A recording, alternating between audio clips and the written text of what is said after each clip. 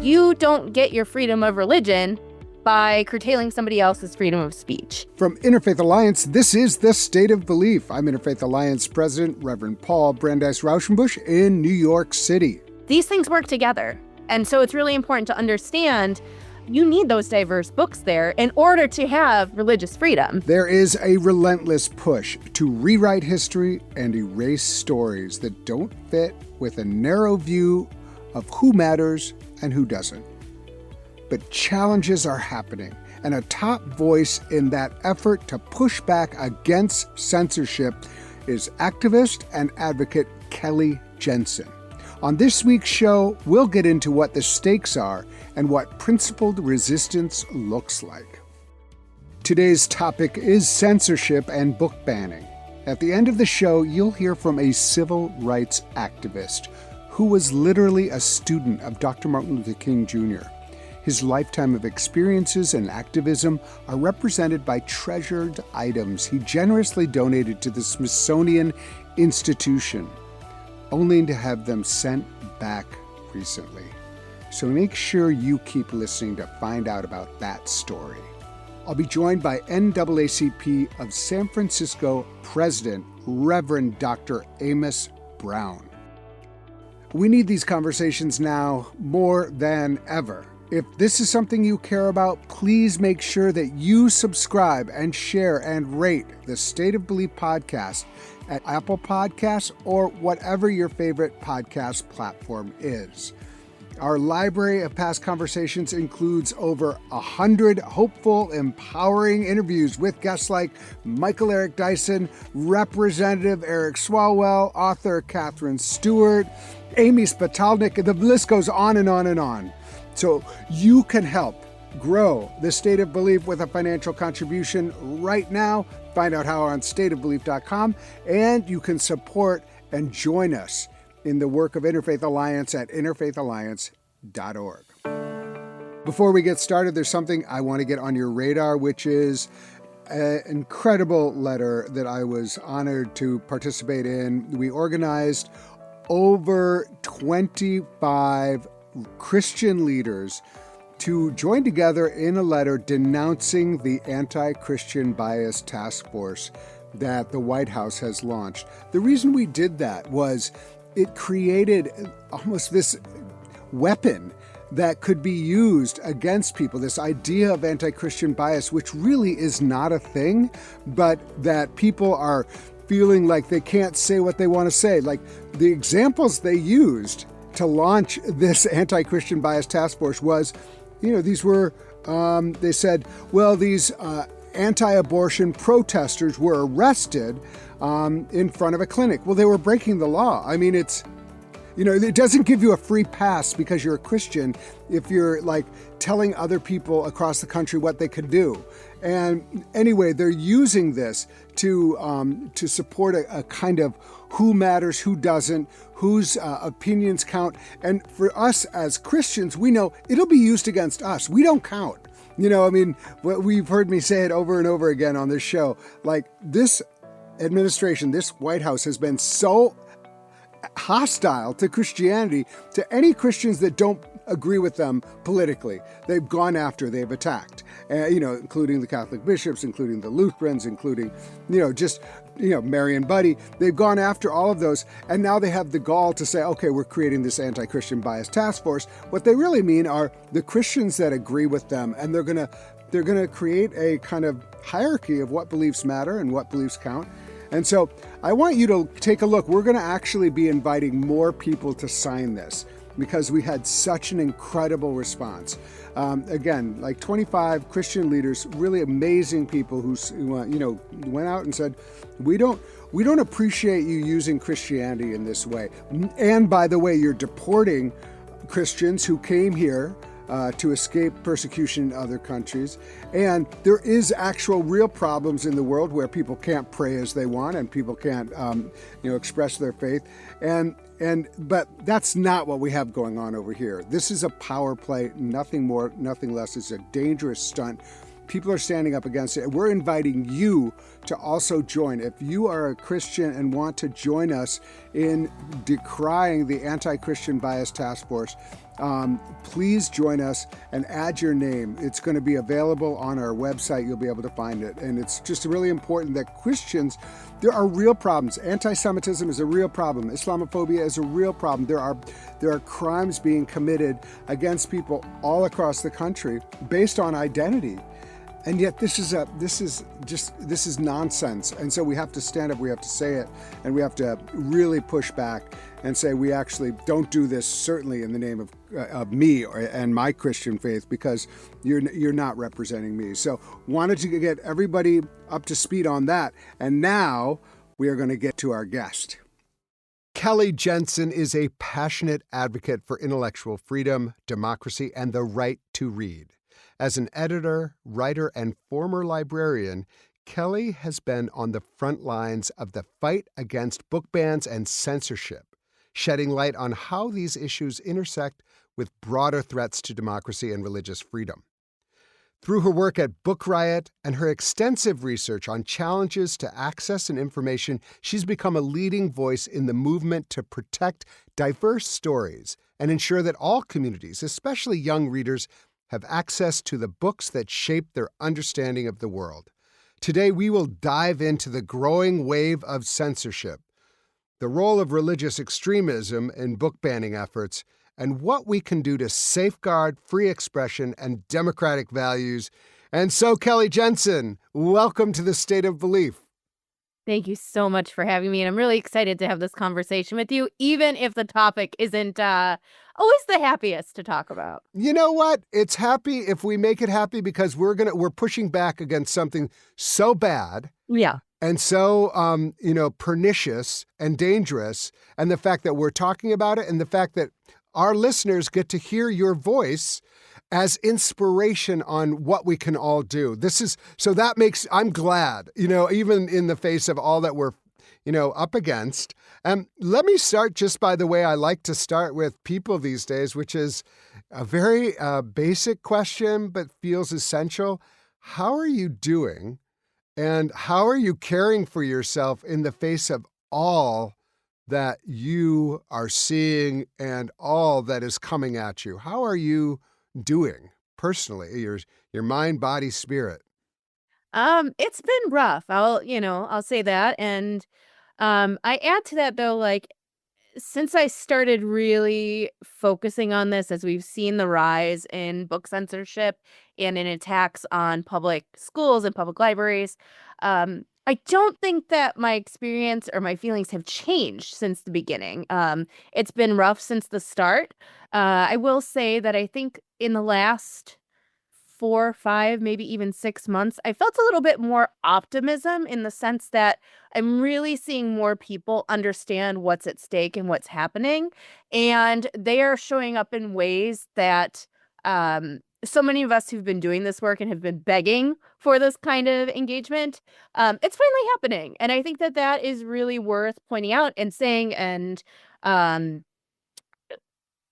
that somebody said to me once when we were talking about book censorship, and this is like 2022, 2023, was that what gets me up in the morning is not the same thing that keeps me up at night. And I really have stuck with that. The days are long and they're hard, but seeing people understand what's going on and stepping up to make change really helps keep me going.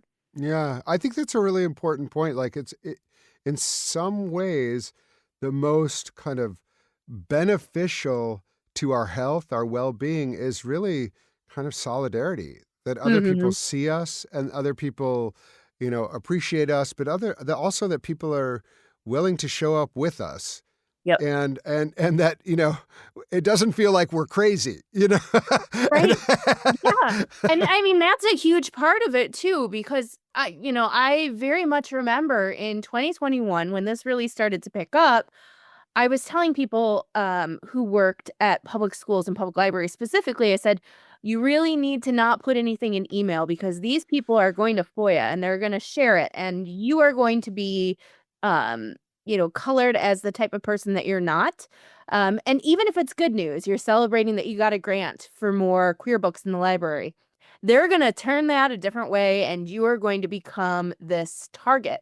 I was told I was overreacting, that I was saying too much, and I wasn't. And I feel in some ways like now people are really understanding that kind of insight isn't meant to to hurt them, but rather to protect them from, becoming the target of the day, becoming the new person who is, you know, colored in a certain way by certain Twitter accounts or Yeah. Facebook groups. Yeah.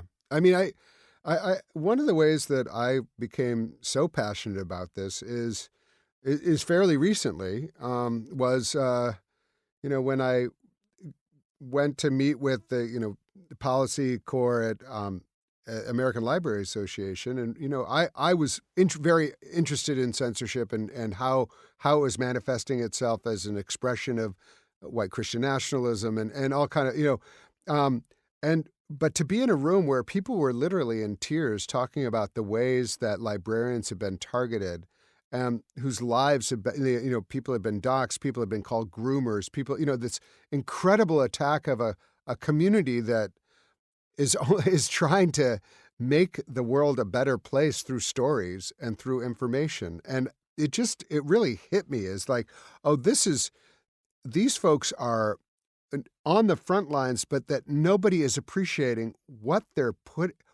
dealing with on a day-to-day basis. And just like being in a room, it was like, my heart was breaking because I was like, I don't think the public knows what, the way that librarians are being targeted personally in this moment. I mean, you're a former librarian, and maybe you consider that. Maybe one is never a former librarian. Maybe one's a librarian, always a librarian. But talk a little bit about and we'll get into policy and we'll get into all that. But I think it's really important to start with the emotional impact of what is happening right now. One of the things that I think about and try to mention as much as possible is that most people, and we know this through research, most people love their libraries. Most people also enjoy their public schools. A significant number, and I want to say it's in the 80s to 90s in percentage, trust their public librarians, trust their school librarians. These are really, really great facts and statistics, and yet it is that trust and it's that appreciation that sometimes can make people not realize what's actually happening.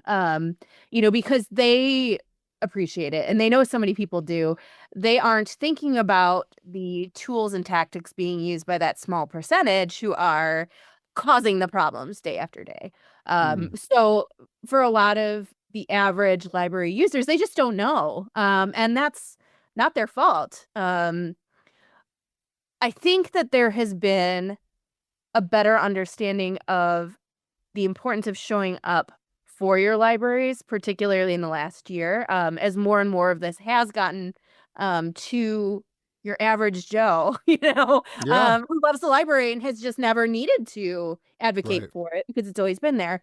And I think we're seeing that show up with people learning a lot more about what their libraries do, learning a lot more about how they're run, and learning a lot more about how the different structures within their community impact that. A lot of people didn't know the role of library boards, and the role that they Right. individuals have with library boards, right? Whether they're elected or appointed, a citizen showing up to a library board meeting and giving feedback, positive feedback, simple positive feedback is huge. And I think, Huge. I think that for so long, just because it's been an institution people care about and they've forgotten that they still have to do the good things to show up for their I think libraries. that's 100%. It would, and I'll just mention, when 2 years ago or so, I went down to Southwest Florida, and we were starting a new Interfaith Alliance down there. And one of their priorities, as they formed, they were like, we want to deal with censorship. And Mhm. because that county, Collier County, it had something like 600 books taken off Yeah. the shelf. I went down there to give a talk, and the headline was 600 books taken off shelves. And I think it was a wake-up call. And one of the things that I've been working with ALA and others about is actually, a lot of the attacks are coming from people who are using religion as a Mm. pretext, saying, my religion says that my kids shouldn't be exposed to this. And and so they're attacking obviously LGBT or anything having to do with that. Books that feature Black characters are taken off the shelves because that's somehow intimidating. And then also, what people are less likely to know is that often books that have Muslim characters or Jewish characters or Sikh characters or Hindu characters that are not white Christians that's intimidating. And so, I've one of the things that I've been kind of, hitting the campaign trail about is like, this is a religious issue. This is a religion issue because if you take away stories, you're taking away religion. There is no religion without stories. And if you're taking away the stories of diverse communities, you're basically establishing one religion as the normative religion, and all the others are allowed to exist, even or even maybe not. And so I just think it's really important for the listeners to understand how it's so important, Kelly, the work that you're doing, and why I feel so passionate about it. This makes me think of two things. The first being that the First Amendment protects 5 freedoms, right? What is really important to understand is an attack on one of those freedoms is an attack on all of those freedoms. So you don't get your freedom of religion by curtailing somebody else's freedom of speech. These things work together, right? And so it's really important to understand, you need those diverse books there in order to have religious freedom. That's right. Access to a wide range of perspectives opens up your understanding of your own faith beliefs. It That's gives right. you a view into the world. And that is the foundation of every religion, right? Yeah. You can't have religious freedom also if you curtail religious freedom over there. Right. And so it's like Right, also exactly. you can't have freedom of speech by curtailing other people's freedom of speech. Exactly. I'm going to give you a confession. I don't know if I've mentioned this. When I Uh-oh. was I know. When I was at Huffington Post, I wrote a provocative piece. It was for Banned Books Week because we had them even 10 Oh, yeah. years ago. I mean, it was going on. It was like confronting my temptation to ban books. And it was a conceit, I kind of set up, but I was like, the banned books list, like Harry Potter, all this kind of silly stuff that was being banned. But, I was like, would I like people not to read like really misogynist stuff? Yeah, I would rather people not read. Like, would I rather people not read terrorist recruiting stuff? There's lots of things that I don't want people to read. And so but the conceit was talking about, how important it is that the antidote to bad speech is good speech. And even if you don't like something, celebrate another thing and lift that up. And that's the important, idea. And this is, Whitney versus California. Brandeis said the antidote to bad ideas is better ideas. Not that we're pitting ideas against each other, but the impulse to say, I don't want to see that is so dangerous and pernicious. And you feel so righteous when you're trying to, and so I think that, this righteousness that those who want to take things off the shelf, because we're protecting the children. It's always, so talk a little bit about what have you viewed as the most effective way to kind of counter that narrative? We're protecting. We're the ones, and you're trying to endanger, which is the opposite, what they want to paint as how do you talk about this in a way that you feel will persuade the most people about why they need to be in the fight against book banning?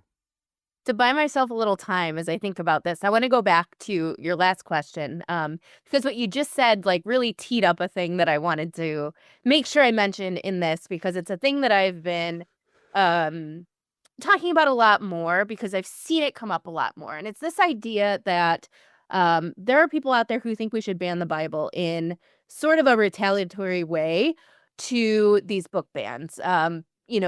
Library board will talk about all the inappropriate things that are in this queer book, this book by a Black author, and then it'll be countered with, well, have you read the Bible? There's way worse stuff in there.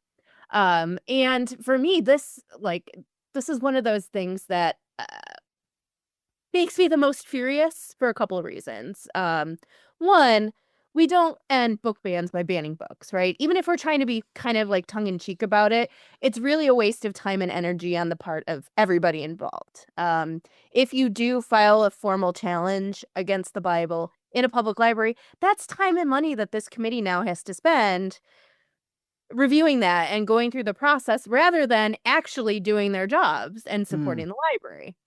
That's part one. But part two is that we really have to think that the most people who read the Bible, who appreciate the Bible, who study the Bible, who take its lessons very seriously, are also against banning books. The number of people who are banning books is tiny. To then think that this is retaliatory is cruel, in a lot of ways because it is creating enemies out of people who are on the same team as you, who are trying to preserve intellectual freedom. I think Um, that also, I think this is actually really a great answer to what I said. It's like all of the, and the other thing about people reading the Bible is that the fact that there is incest in the Bible and brutality in the Bible Mhm. doesn't mean that people reading it aren't able to discern that this is not saying, okay, I should do that. Or, I mean, you Right. could have discerning people read the Bible. And you can have discerning people read a story and say, okay, I understand the message there. And, we don't want to dumb down the reading population. We want to say, Right. like, people can handle it.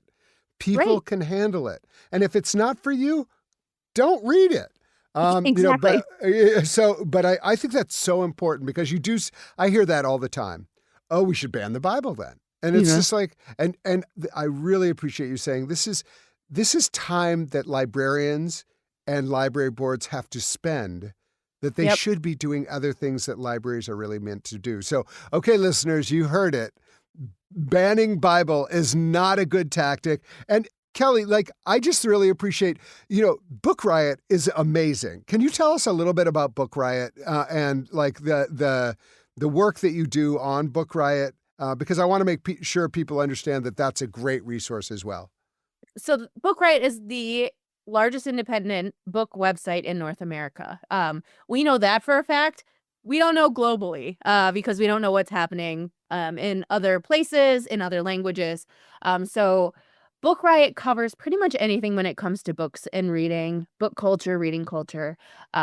We cover things from, your list of best whatever genre books to funny things. Like we've got one writer who, when she writes about comics, is just like it's a delight to edit because it's so funny, even if it's not a thing I know very much about. And we also cover a lot of news, and that's really where since I started working at Book Riot, I've been there for 10 years full time, 11 years with part time work beforehand, and Book Riot's been around, I think, 14 years this year.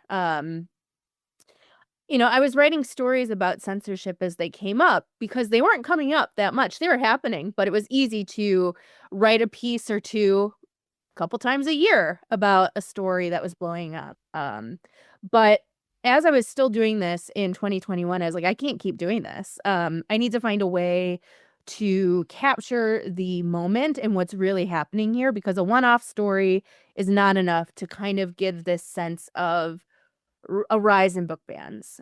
So I think it was August 2021. I approached my boss and I said, hey, what do you think about a weekly roundup of these stories? Rather than going in depth to all the stories that I was finding, finding a way to include as many links to as many stories as possible to archive this, to like create this database of what's been going on and to kind of use it as a way to acknowledge what's happening, but also to create a record of what's happening. My boss and I joke about this now because she said to me, do you think that we'll have enough for this thing to kind of continue? And we both wish you were right about that. You know, Here we are in April 2025, and these things are taking me hours and hours each week to put together because there's so much going on. But the reverse of that is when I read a story about what's going on, I've created this database that I could go back historically and see what's happening. So could people sign up for that? How can people? Sure can. It's called Literary Activism, and it's one of the newsletters at Book Riot. You can sign up for the newsletter, have it sent directly to your inbox. Those come out on Friday. And then myself and other editors and writers on the site also send other stories to this newsletter. So you might get extra stuff every week as well. Yeah, yeah. I was very honored to have our interview. Yes. I mean, or rather, I wrote an op-ed and included You it did. in that, and so really, really appreciate that. Let me just take a step back and find out a little bit more about you, because you're so on the front lines of this. Where, did you train as a librarian or as a writer? What's your background that brought you to this moment? My background is actually in both. So I thought I wanted to go into journalism when I was in undergrad. But I also really enjoyed, so in high school, I worked in a library. I was a library page. So I'd been in libraries since I was little, and then worked in them starting when I was pretty young. So I went to a small private college and had the opportunity to do a lot of writing for the newspaper. I did an internship with my college's library, and these two things were always connected to me, because when you're a librarian, you work to connect people to information, right? Just as when you're a journalist, you are informing the public of the facts and what's going on. Yeah. So these two things work together. I graduated when journalism was on the downhill. Digital media was rising, but it wasn't what it is now. And so I realized that going into librarianship would maybe be the option to start. Went to library school and worked in public libraries for several years. And while I was doing that, I was also writing. I wrote for Book Riot for a little while. I'd done my own thing for a while. And when the opportunity arose to go to Book Riot full time, I went that direction. Knowing that I could cover issues related to libraries, that I never had to really leave the library world. I could just take it in a different direction. So, Yeah. like I said, I've been at Book Riot for 11 years now, and Yeah. have just stayed connected in the library world through writing, through the stories people have shared. And one of the questions that I get that ties into what you asked is what made me so passionate about the issue of book censorship? And the answer is it's long. One, in undergrad, I got to do a really cool senior capstone project with a group, and it was kind of inspired by that internship I did in my undergrad library, where my advisor had asked me to research 3 books that had been banned, why they'd been banned, where they'd been banned. And I can't remember off the top of my head the name of the book, but the writer was an Illinois librarian, and he had compiled just these stories of books that had been banned, where and why. I want to say his name was Brian Doyle. Doyle, the last name for sure. I don't remember if Brian's the first name. But going into this book and reading through it just blew my mind that this was happening as much as it had been happening, and that there was this record of it, to have down on paper that this was happening. Because if it's not on paper, it didn't happen. If there's no historical record, it didn't happen. I took that with me into this senior capstone, and this capstone was a project about censored children's literature. So my group and I worked on common books that had been censored, why they'd been censored, and why this was such an issue. As you can probably guess, that went with me then when I went to library school. And then when I took my first library job, I had a challenge to a book in the collection.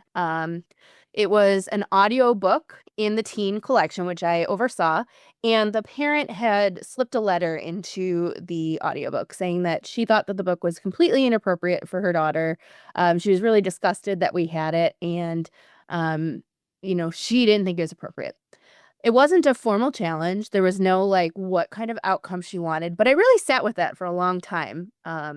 This audiobook was in the teen section. The teen section was for 6th grade and up, and she was upset that her 6th grader had picked up this book. Mm. rather than take responsibility for not looking through what her child was borrowing, instead the fault became mine. I didn't do anything with that one. It kind of blew over, but it was really good, like, first experience with this because at the next library I went to, I had a challenge to another book, and this was a juvenile graphic novel that had been really well decorated with awards. There's a scene in there where the prepubescent boy has a very common male experience, of being an adolescent, and the mother wrote this really long letter about how inappropriate it was for this to be in a graphic novel and that this book should be removed from the library. Fair enough. Again, no, like, what she expected from it, but my boss was like, "I think she's right." And that to me was such a moment of, wow, why am I not being supported in having this book that is perfectly appropriate in here, from somebody who should be saying, "No, this book belongs here." I didn't do anything with it. In fact, I put that book, like, in a pile of stuff and let it sit there for a couple of weeks just to see, like, what would happen. Is my boss gonna come back to me? Is this person who complained gonna come back to me? Because, again, there was no, like, formal paperwork filed here, and it blew over. Nobody said anything to me. I put the book back on shelf. That was the end of the story. But it had always sat with me that, something so common for young people, written in a way that was accessible to young people was deemed as inappropriate, and that decision was not only brought that point was brought not only brought to me from a concerned parent, but that my boss agreed with it. And so, I don't know if that planted, like, a particular seed in me, but it's a thing that I come back to again and again, just feeling unsupported, in my expertise and my deep desire to make sure kids are represented in their Yeah. collection. Yeah. Um, I'm gonna tie this back to that question you had asked about young people. Um, Young people are the most marginalized group in our society. They're not people standing up for young people. And because they're young people, they don't quite have the capacity to stand up for themselves the same way that we do as adults. And so I think about this all the time and think about how, for so many young people, these books are lifelines. This is where Yeah. they're learning things. This is where they're seeing themselves. This is where they're seeing the world. And to take that away from them is to further push them to the margins and to further tell them what you need doesn't matter. I get to decide what you need. And that message stays with them. It stays Yeah. with them through, childhood and adolescence. It stays with them through adulthood. And Yeah. uh, It's we need and kids we need kids who are seen for who they are and who are given the tools to become fully who they are. right. I mean, for me, um, I picked up, and I'm fortunate. I don't have no idea how it got there, but in my family's library was Baldwin's Another Country, and I was in my teens, and it was the first time I saw a gay love story. Like I just, I'd never like been able to sit with it on my own and kind of go through it, and also like in addition to that.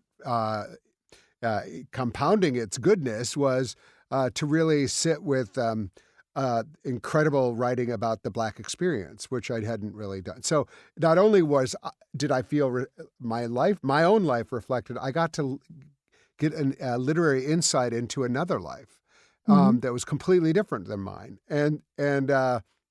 I still remember the experience of reading Another Country and being like, "Am I reading what I'm reading?" Like, because, this was early 80s and there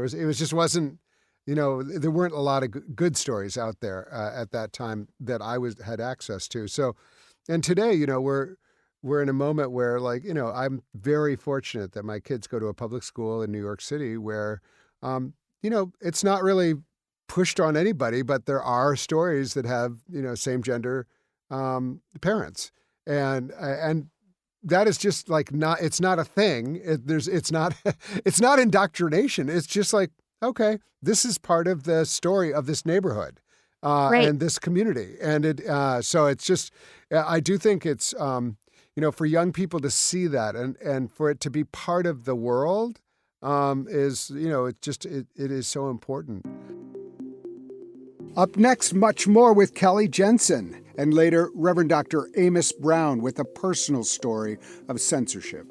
You can hear full episodes of The State of Belief anytime on our website at stateofbelief.com.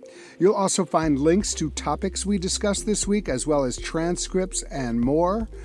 And make sure you subscribe at stateofbelief.com/subscribe. You're listening to The State of Belief, where religion and democracy meet.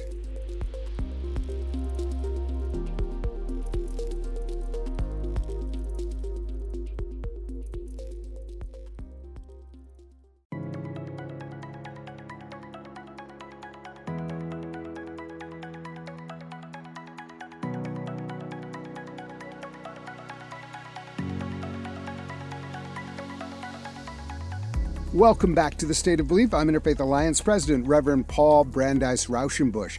My guest is anti-censorship activist Kelly Jensen. What difference, if anything, has it made to have, the election of Donald Trump and a lot of permission granted, maybe is a way to say it, of really bad behavior around the country? Like, how have you seen this moment accelerate or perhaps become even more so a moment of crisis for the freedom to read in this country? Yeah, I touched a little bit on that earlier, but I'm gonna expand on it with an example here. So I have had the fortune to talk at a lot of libraries and in a lot of conferences for librarians about what's happening with book bans and censorship nationwide. Because as much as a person at a library is informed of what's going on, they don't know what's happening everywhere. They can't, they shouldn't, right? But having that knowledge is also important. So I felt really fortunate to be in the position to um, kind of summarize and put action steps into place for librarians and libraries to think about what's going on and how they can protect their own institutions. A couple weeks ago, I was doing a talk at a suburban library here. I'm outside Chicago.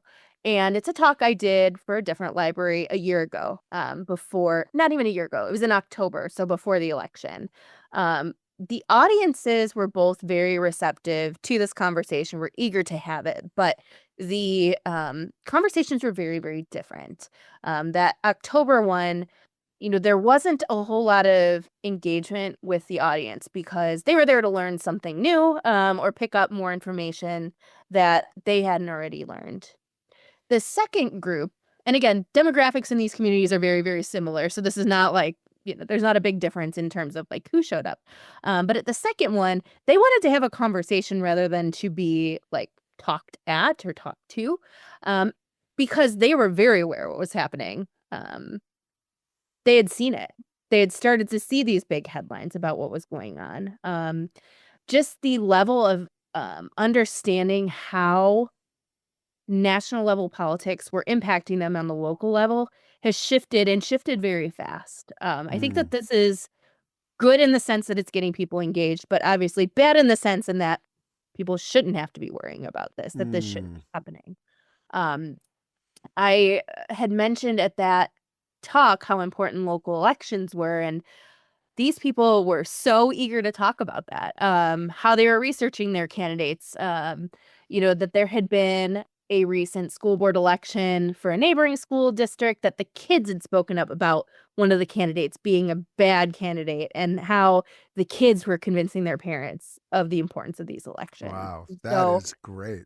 Yeah, outstanding, right? Yeah, yeah. Mm-hmm. And so just the level of awareness of what's happening, really happening, I think, has changed. Yeah.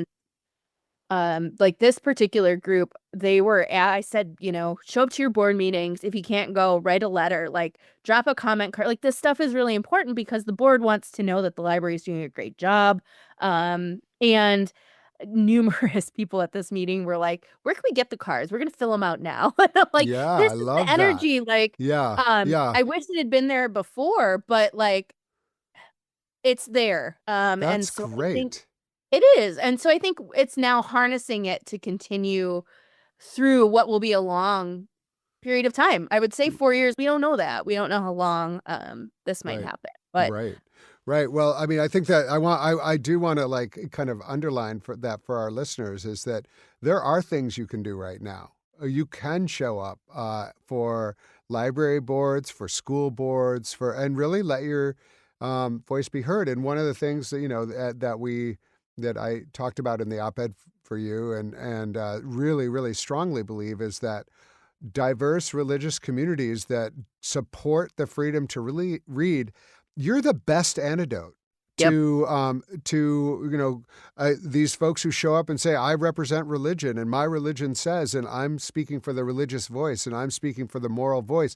We can't cede that space because they're using it as a sledgehammer and they're saying, okay, well, whatever else you say, this is my religion, it trumps everything else. And it's like, no, because the majority of religious folks don't support this. So it's just really important that if you are a religious person and you are going to these meetings, in any case, you can also say, I'm an observant Jew. I am a committed Christian. I'm a practicing Hindu. I'm whatever is your tradition, you can name it and then speak out of that. And it can't hurt to have Right. have that brought in because we just need to make sure we never cede the religion space right now around book bans because it's just we're giving them more than they deserve.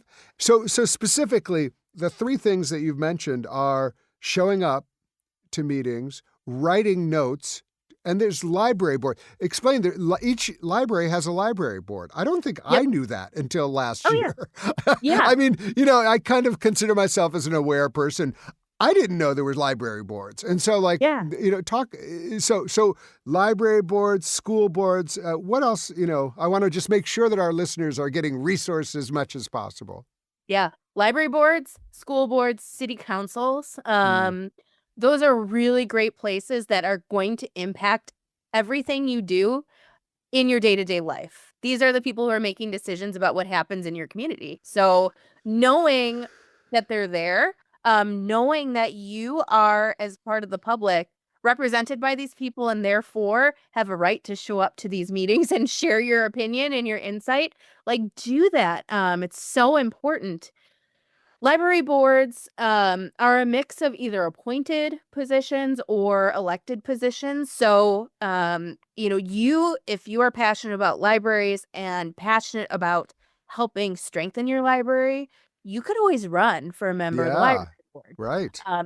One thing that I also like to talk about that'll, for some people is maybe a less deeply committed but still important role in the library is consider joining your library friends or their foundation. This is the fundraising Uh-huh. side of Uh-huh. your library. So these are people who are typically running, like if your library does an annual book sale or has books for sale, like in the library, that's one of their big fundraising things. And the friends are there to support the library financially. I think in the next few years, especially as we're seeing federal funding that is paid for a lot of really important stuff state to state, as that disappears, these friends groups or foundations, sometimes they're called depending on the library, they're going to take on an even bigger role. Yeah. And I think in terms of folks who have a religious community, this is such a great opportunity for you, right? Get involved with your friends, and then you talk to your friends at your church and say, hey, the book sale's going on this week. Let's all go and purchase some books. Yeah. Libraries having a fundraiser at XYZ place. Wouldn't that be a great outing, right? And you're then inviting a community and showing that your community is not represented by those loud voices, by Yeah. those voices who are trying to strip away these incredible institutions that anybody is welcome to, that anybody has access to. Yeah, well, and you raise a really important point about funding because censorship doesn't only happen through these direct individual one by one. If you're targeting libraries And you have a headline right now: Ohio's Republican budget proposal destroys library funding. This is a way of starving libraries from being able to serve the public. So Right. there's another important aspect of the book banning fight, which is like, make sure your state legislative body is not starving libraries from being Yeah. able to, this is all punitive. This is all like, direct attacks. It's kind of cool that libraries have become this like kind of radical space of welcome, which they always were, but like they're viewed with suspicion by the Hmm. authoritarians, which is true. Sources of information, places where people gather, that's all like bad for authoritarian regimes. Yep. And libraries are those. But that's another place that I think those of us who want to be active in the fight against book bans might want to also look at what's being voted on in the Hmm. budget hearings. Yep. And just be aware too of like what your library budget is, where the money is, where it's coming from. Um, None of this stuff is hidden. It's probably right on your library's website, under their board information. They'll have this material in there. You can view it. You can learn from it. Um, and I think too a lot about how important it is to show up not just to the library board meetings and their school board meetings, but then those city council meetings too, Yeah. and just say, "I love these institutions we have here. They're great." I so my community does a really big pride event. We are a pretty small town, in terms of like being in the Chicago suburbs, but we have a very active pride community here and have always done big pride events. I want to say for the last 7 or 8 years, it's been a big Uh-huh. thing here. Until the last couple years, there was no pushback, but as we've seen rhetoric around this, there's been more pushback. So after the festivities wrapped up this last year, I sent an email to city council and I just said, "Hey, um, it is so cool we do this here. It is so cool. We are so welcoming. It is so cool to see all of these churches who show up and have people in the parade, who have tables at the big pride event.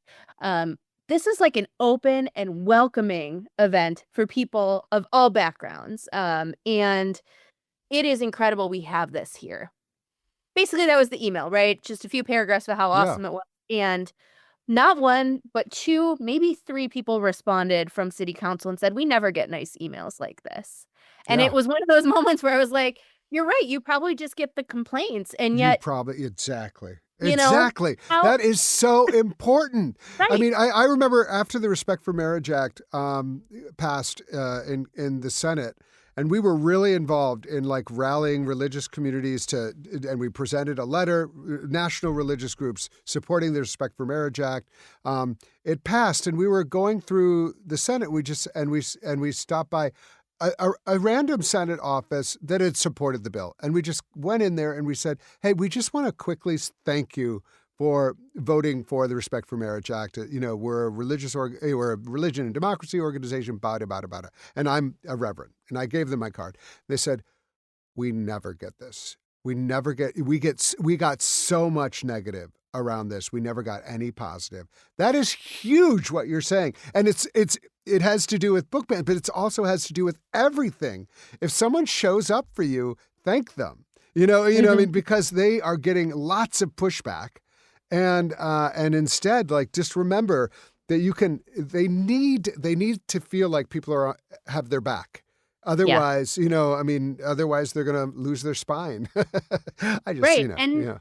and that kind of stuff, I tell people that it's really important to stay informed of what's going on everywhere. But we are in such a deluge of information and of changing Mm. things and negative news, that to even get through the day can be difficult. No more. This is just a barrage, right? Yeah. Yeah. So I tell people to pick one thing. Mm. Focus on one thing that you are passionate about and let that be where you spend your time and energy. So, for example, you're going to write letters once a month to your city council, your library board, and your school board that just say, "Hey, thanks for what you're doing. Hey, I saw this really cool play by the students at the school. They did an awesome job." The end. at the library. You had this great display of books, and it introduced me to my new favorite author. Thank you so much for doing this kind of stuff.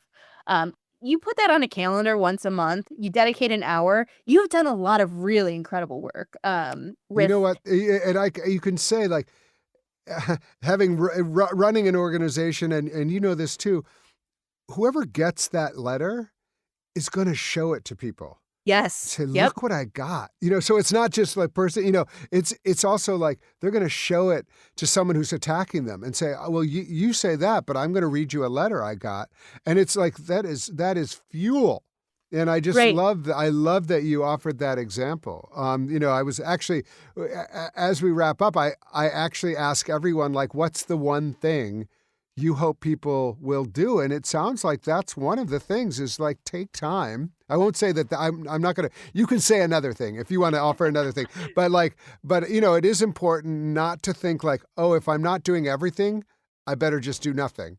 And I think like sometimes it's good to have like, what's the one thing that you really hope that, especially around this moment, around freedom to read, the threat of book bans, what would you like for our listeners to take away as that one thing that they can do?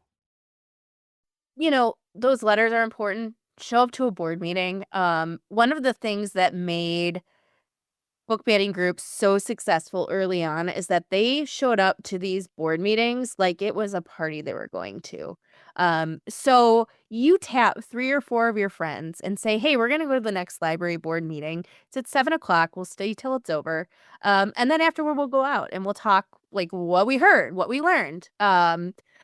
This can be an opportunity that during public comment, you just go up and say, I'm so glad that the library exists. Or,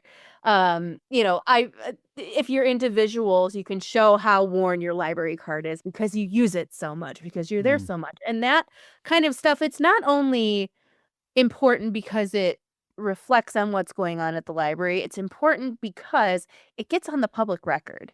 Your mm, name and what you've said is now in the documents that live with this institution. So, as you said, you're going to share the letter that you get with everybody, right? But you're not only just sharing the letter with everybody, it's also on public record. So, that lives with that institution, and that is proof that it's not just the loudest, angriest voices who are being heard. So too are the people who are really happy with the services. That's my big thing, and my second big thing is to vote, and to pay particular attention to your local elections. Yesterday, my state had consolidated elections that determine school board and library board members across the state. Know who's running, know who cares about these institutions and who wants to make them better, because not everybody who's running has that as their goal. And so voting for people who are going to really support these institutions that are becoming more fragile is really crucial. And that's an easy thing you can do. There's a really great podcast episode of Jon Favreau's Offline, and I wish I could remember which one it is off the top of my head, but he had a guest on who was talking about local politics, and he emphasized that when you vote in these local elections, tell people. Tell people who you voted for. Send an email and say, hey, did you get out and vote today? If not, you should. Here's who I voted for in the school board and the library board and why. I think they're great candidates.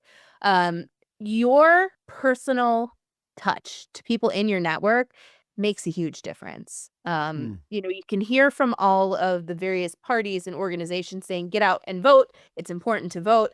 But if your neighbor sends you an email and says, hey, I really think you should vote for, John Smith for school board because he cares about the kids there and he has advocated for them to have better funding so that teachers have better salaries, so that they have up-to-date textbooks. That's going to get you to the polls faster than any party saying get out and vote. Right. And so just remembering that you have tremendous influence in your own networks as well. And to use that, that matters. Kelly Jensen is a leading advocate for the right to read and an activist against censorship and book bans.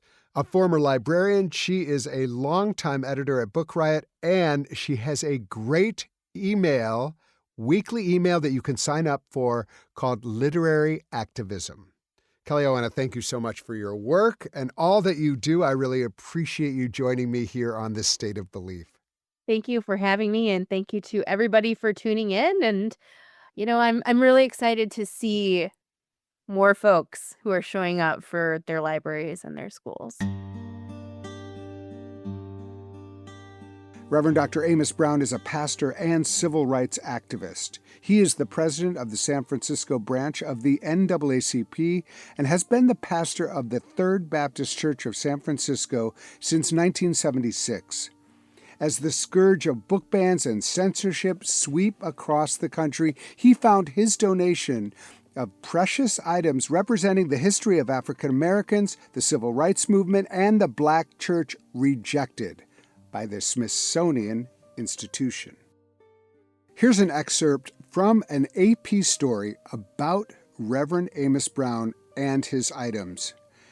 This is a quote. Concerns over the potential reforms at the Smithsonian have arisen since Trump signed a March 27th executive order titled Restoring Truth and Sanity to American History.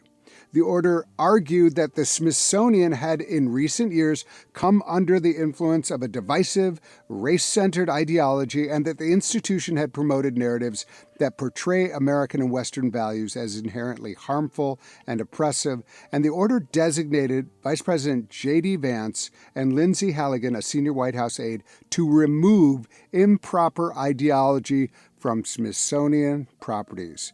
Unquote. That's from the AP.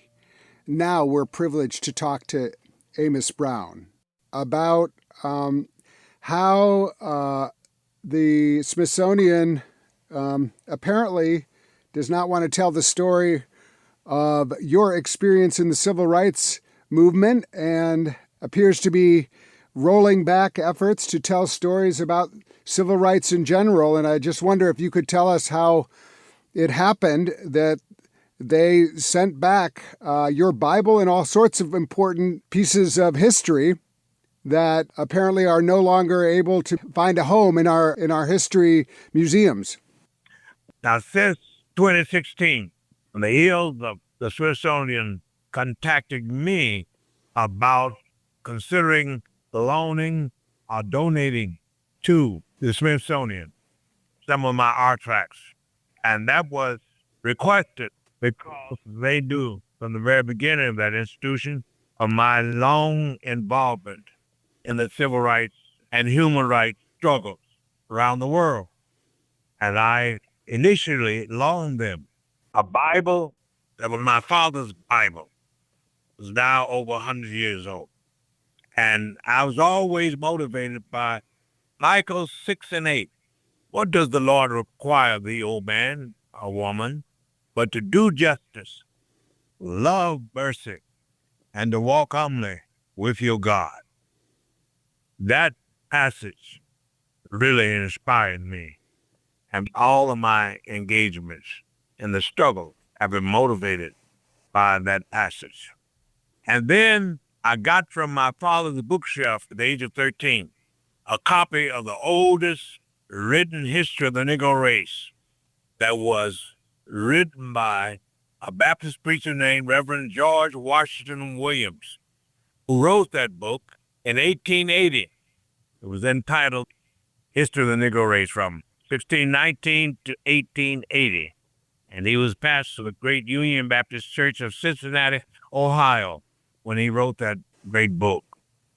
So we had here two of my artifacts representing history and a spiritual book. And everybody should know the significance of those two books. Unfortunately, in these times, there has not been shown a great sensitivity and interest in promoting diversity, inclusion, and equity in this country. We need to come to our sisters in this nation and really, with pit bulldog determination, pursue the notion and principle that we should be one nation under God, indivisible, with liberty and justice for all, and to exclude any group's history, identity, or contributions is unjust, is bad behavior, It's disrespectful to marginalize certain people because of their race, religion, gender, sexual orientation, or even political affiliation. We should be one family, a beloved community. That's what Dr. Martin Luther King envisioned for this country and gave his life for. So I feel that we need to just chill, do more communicating with each other, and stop being about this action for whatever reason of degrading, of banning, of ignoring anyone's history. If it is worthwhile, factual information, we should applaud it. We should make sure that we learn from each other in this nation and never be rugged individualists, isolationists, nationalist people. We should be global in our outlook and fight peacefully for one world in which we will indeed be a quintessential statement of a beloved world community. Well, Reverend, I want to say personally, thank you. Just to start with, thank you for the ministry that you have had over these many decades and the countless of people who you have influenced. And they can try to take down your stories and they can try to send back your stories, but that doesn't make those stories any less powerful. And we need those stories today. And we appreciate your words, your wisdom, your inspiration, your vision. And that's I think, one of the deep tragedies of this effort of censorship that we are experiencing all across the country is people are trying to take away stories of all kinds of people instead of bringing even more stories into the mix. And that's what I love about what you said about the beloved community, Dr. King's vision, which is really about how all these stories can come together and be part of one amazing story. And you exemplify that so much in the breadth of your ministry, which of course includes Vice President Harris and many, many, many others in your long ministry, as well as your civil rights activism. Do you have anything specific to say about what you're seeing as censorship in schools and censorship in libraries across the country? It is uncivilized. We are social beings, and we should not exclude anyone from the human family. As long as those persons are doing justice, love, and mercy, and walking humbly with their God, we need to be communitarians coming together. And even our faith traditions, our religions, should be about bringing things together. The word religion comes from that root word, which means ligaments. Ligaments. What do ligaments do in the human body? Hold things together. And we must be always brothers and sisters. If we don't learn how to live together, we are going to perish, as Dr. King said, as fools. And it's a foolish thing for anyone to think that he or she is the only pebble on the beach, so to speak. And we should recognize, celebrate, applaud all the good, great things, and also to be humble enough to admit the wrong things that we have done, such as persecuting people and causing anarchy, division, carnages. We should stop that and just be kind and watch our behavior. Whenever I left home down in Jackson, Mississippi, my mother would always say, Amos, behave, behave. Don't take anything from anyone. If you go to anyone's home, don't ask for anything. Let them offer it to you. Behave. But since humankind left that Rift Valley over there in Kenya and Ethiopia, that's where we came from, according to paleontologist Leakey. But since we left home and we stepped on beaches, rivers somewhere, we developed this dichotomous thinking of them against us against them. Instead of achieving a mastery of that one little pronoun, we the people. And when we put more we in our language and not they, him, her, but we we are children of that force, that creator, that God, or whatever we like to call it.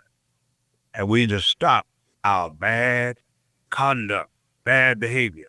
We talk a lot about having conversations, but I think we've had a good number of conversations about these human problems. Now we need to do more to change our conduct and just, as Mama said, behave. And we need to hear that. We need to say that. We need to do that in America.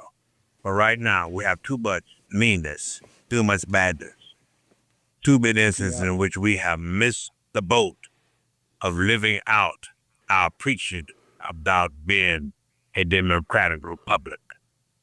Reverend, I really appreciate you taking time to speak with us today. It means a lot, and we look forward to celebrating all of your contributions that continue clearly to this day. Appreciate you very much. I hereby saying that I have gotten some conversations from representatives of the Smithsonian about trying to iron this situation out. They've acknowledged that they've handled this thing the best way. We should have seen them do it.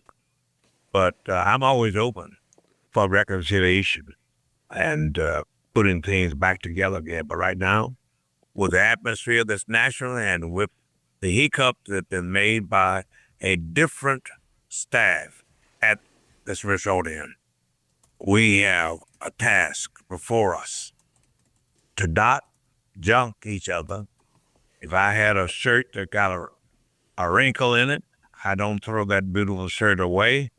I get a steamer, I get an iron. I iron it out, I steam it out.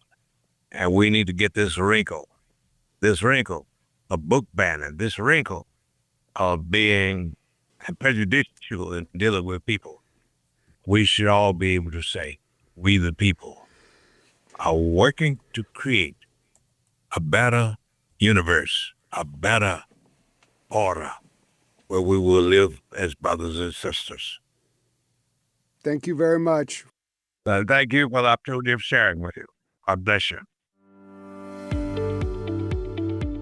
I'm sure you know someone who would get a lot out of this conversation, so please share the State of Belief with them, and be sure to subscribe to the State of Belief at Apple Podcasts or your favorite podcast platform. We need your help to keep making the State of Belief, so please make a financial contribution today at stateofbelief.com. That's stateofbelief.com. The views and opinions expressed on this program do not necessarily reflect those of Religion News Service or Religion News Foundation. The State of Belief is produced by Ray Kirstein and is a production of Interfaith Alliance. Become a member today at interfaithalliance.org. And be sure to join us next week. I am going to be talking to a 3-star general, Charles D. Luckey, who has everything to tell us about the Army and the Navy and the Air Force, Marines and the Coast Guard, their role and their understanding of this moment and how he understands that in vis-a-vis the Constitution. He's an amazing guy, also an incredible lawyer, and someone with a deep spiritual commitment. I can't wait to share that conversation with you. Until then, I'm Paul Brandeis Rauschenbusch on the State of Belief, where religion and democracy meet.